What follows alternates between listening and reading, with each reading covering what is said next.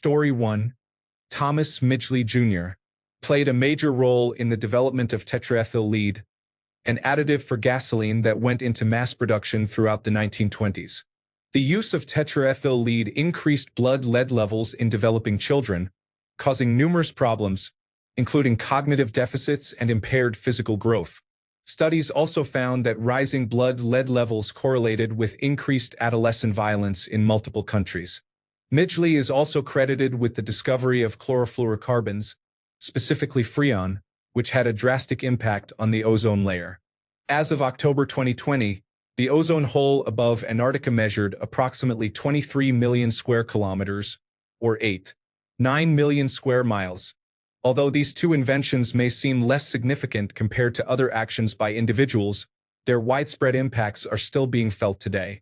Both leaded gasoline and chlorofluorocarbons have been banned. Note: Midgley's final invention contributed to his death. After contracting polio, he designed a system of ropes and pulleys to help him get in and out of bed, but he became entangled and was strangled. Edit: This information may not fit the original post, but he had a large impact on 20th century society. Story 2. Trofim Lysenko was a Soviet biologist who rejected the work of Gregor Mendel, calling Mendel a reactionary whose ideas had no place in the Soviet Union. He attempted to change agricultural practices to maximize productivity, instructing farmers to sow seeds very close together under the belief that plants of the same class would not compete for nutrients. He received the Order of Lenin 8 times for his pseudoscientific views. His policies contributed to famines that caused millions of deaths in the Union of Soviet Socialist Republics. He was later discredited after Joseph Stalin's death, but Mao Zedong adopted his practices, which helped cause the Great Chinese Famine. Story 3. Guy de Chauliac was a surgeon born in the 1300s who lived during the Black Death and who vehemently spoke out against another surgeon, Theodoric Borgognoni. Theodoric wrote about his theories on proper wound care and believed that the best thing to do for a wound is to wrap it and keep it clean. Guy opposed Theodoric's writings because they contradicted the teachings of Galen, an ancient Greek physician who believed pus was the body's way of balancing the humors. Guy's teachings were widely accepted, and his influence is believed to have delayed the development of antisepsis in surgery by about 600 years. Ignaz Semmelweis was a physician who was committed to a mental asylum after advocating that surgeons wash their hands between patients. Story 4. There is an excellent podcast called Behind the Bastards that deconstructs some of the worst people in history. I recommend it to anyone interested in this topic. Story 5. Thomas Midgley Jr. In 1921, he developed the use of tetraethyl lead as an anti-knock fuel additive for automobiles. It met the needs of oil companies at the time because it worked, was inexpensive, and could be patented for that purpose. However, it was also extremely toxic, and burning leaded gasoline was highly polluting. Eventually, after the creation of the Environmental Protection Agency and an oil crisis in the mid-1970s, leaded gasoline for on-road vehicles was banned in the United States in 1996, but the damage had already been done. Interestingly, Midgley did not attend the occasion when the first customer filled up with leaded gasoline because he was at home, ill with lead poisoning. Story 6. Thomas Midgley Jr. invented tetraethyl lead, an anti-knock additive for gasoline. The entire planet is contaminated with lead because of that invention. Later, he created chlorofluorocarbons, which almost destroyed the ozone layer. Story 7. When Hulagu's Mongol army destroyed Baghdad's libraries, which contained much of the knowledge of the past, it set humanity back years. Story 8. The original poster is compiling a hit list for their time-traveling journeys. Story 9. Robert Maxwell, father of Ghislaine Maxwell, played a central role in creating the widespread paywalls that dominate scientific publishing today. Before him, scientific publishing was relatively open. He helped shape the industry into the problematic, profit-driven system it has become. Too long. Didn't read. Through public relations marketing, exclusivity deals, and copyright law, Maxwell, via Pergamon Press, transformed scientific publishing from a relatively non-profit-driven endeavor into a predatory industry that charged institutions high fees for research those institutions had funded. Alexander Albakian and Sci-Hub have helped many people who cannot access paywalled research. There are videos and articles that detail these events. Story 10. Disclaimer. I cannot verify the accuracy of the following assertions. Please independently verify any claims. I would suggest Andrew Wakefield. His work Ileal lymphoid nodular hyperplasia, nonspecific colitis, and pervasive developmental disorder in children has been blamed for fostering mistrust of vaccines, contributing to a decline in vaccination rates in Western countries, and suggesting there is a boogeyman under the bed. He is alleged to be directly responsible for thousands of deaths. He is a scientist who made a mistake. Why are you blaming him? It is not that he made a mistake. He is accused of manipulating outcomes to support his hypothesis so he could profit from selling diagnostic kits and claiming safer vaccines. He poisoned the trust that had protected many people for personal gain. I have no idea how he can sleep at night. Story 11. The Ottoman caliphs banned the printing press in the Muslim world. That is exactly how you destroy a civilization. Story 12. This is an obscure story about Emperor Gaozong of China in the 12th century. When people say China was once the most technologically advanced part of the world, they often mean this period. Some historians argue China was on the brink of industrializing. Then invaders from Manchuria conquered northern China. The imperial court retreated south and declared Gaozong, the previous emperor's brother, the new emperor.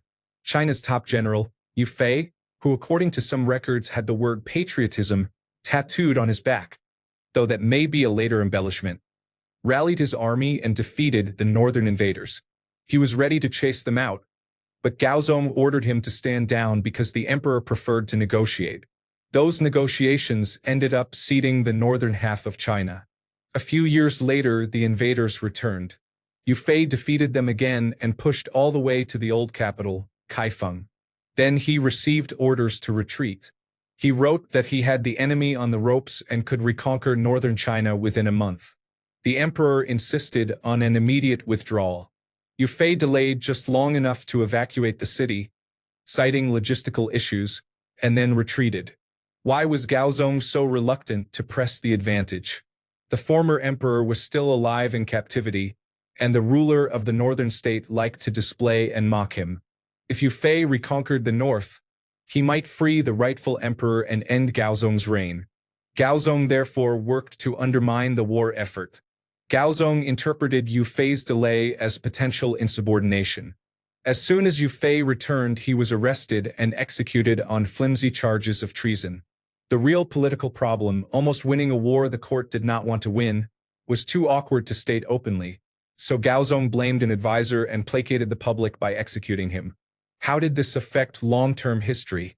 China may have been close to industrializing but lacked access to sufficient coal, most of which lay in the north. The northern state never resolved its internal problems and, about 70 years later, was conquered by the Mongols.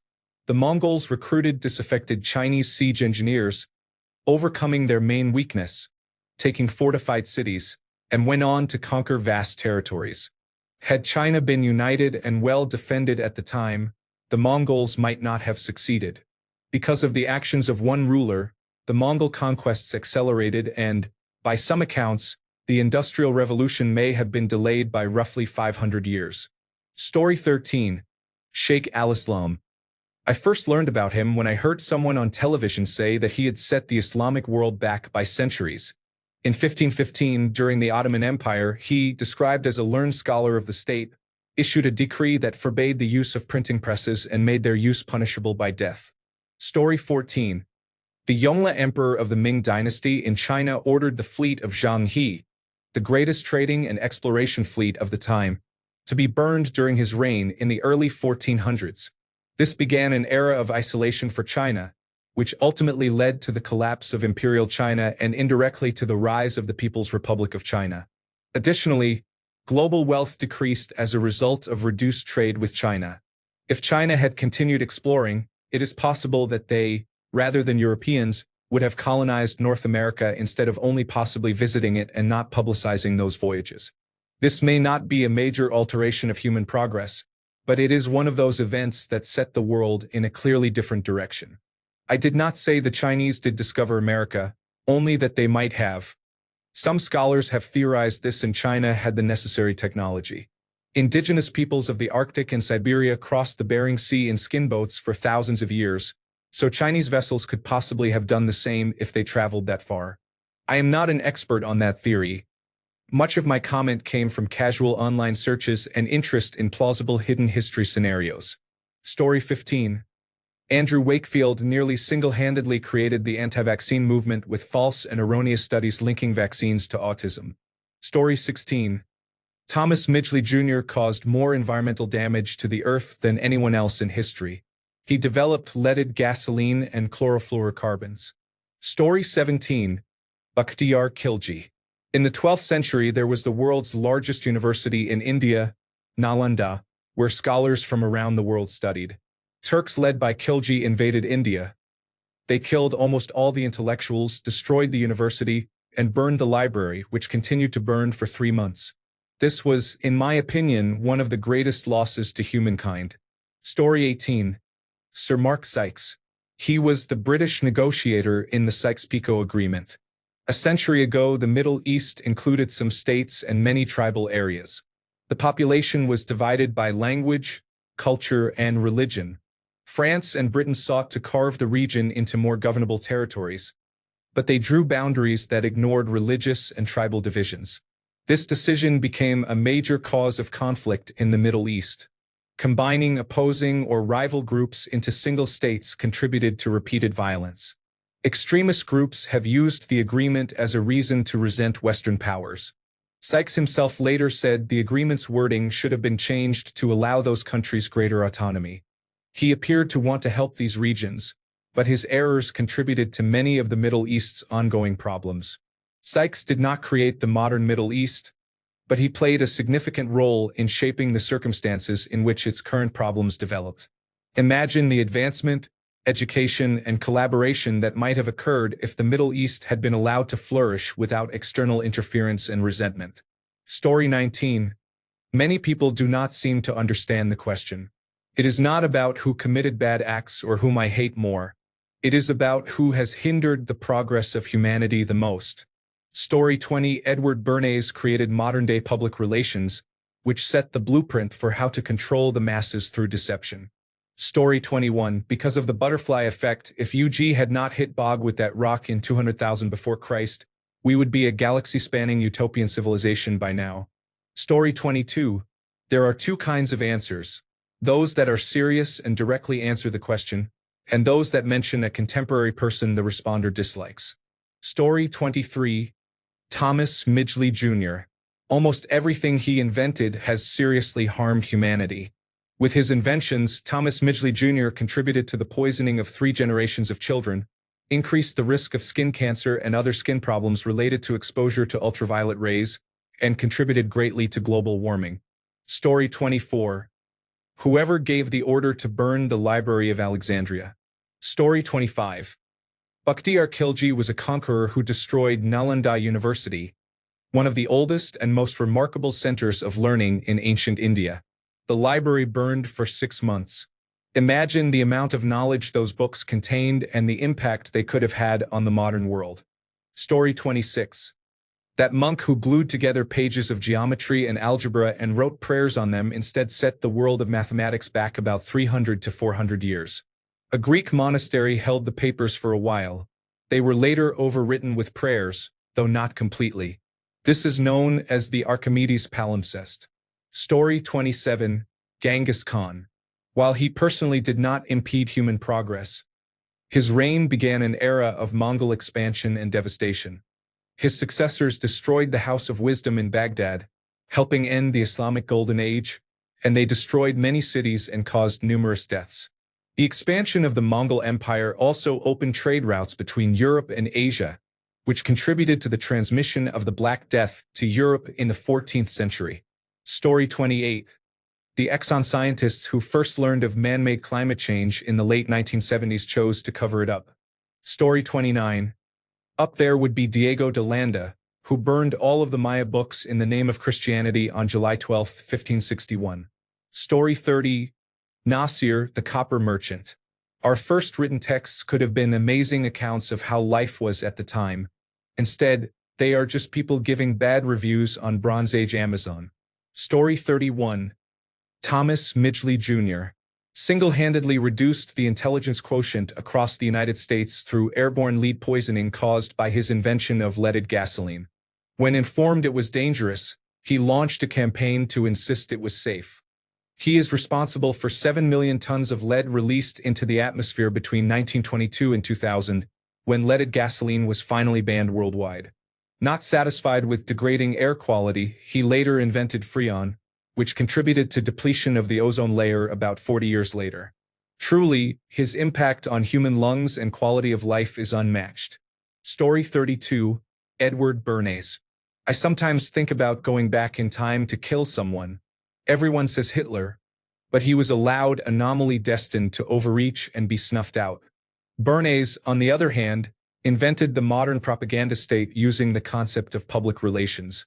The global elite's adoption and furthering of his research, and their stretching of it into virtually every arena, is why humanity is drowning in a sea of lies while the world is ostensibly ending. The reason we cannot address climate change is propaganda. The reason the coronavirus pandemic is not over globally is propaganda. The reason the vast global working class cannot see that their political parties are bought and working against them is propaganda. Hardly anybody knows who Bernays was, a fact he was proud of. He has profoundly affected your life. If you grew up after him, you have always been subject to propaganda and your worldview has been grossly distorted by it. I am sure someone else might eventually have picked up on what Bernays figured out, but he gave the United States government a manual on how to get people to act against their own best interests, and those people have had nearly 100 years to build on and perfect his research. The Century of the Self, Part 1, Happiness Machines. The Century of the Self, Part 2, The Engineering of Consent. The Century of the Self, Part 3. There is a policeman inside all our heads. He must be destroyed. The Century of the Self, Part 4. 8 people sipping wine in Kettering. Story 33. Adam caused tremendous harm to the entire human race, and God personally came down to fix things. Story 34.